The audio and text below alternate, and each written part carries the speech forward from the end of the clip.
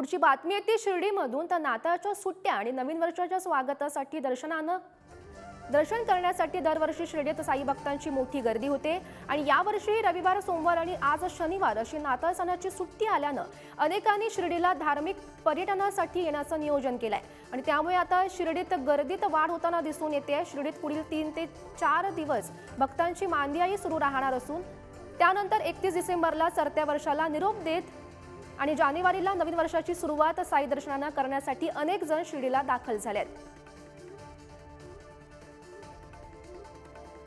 तर आमचे प्रतिनिधी प्रशांत शर्मा सध्या आपल्या सोबत आहेत। प्रशांत, या सुट्ट्यांच्या मुळे सध्या शिर्डीत गर्दी होताना दिसते, काय नियोजन केलं गेलंय?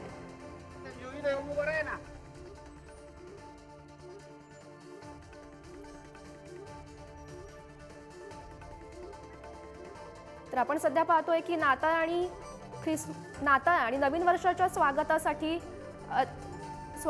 सध्या शिर्डी सजलेली दिसते आणि त्यानिमित्तानं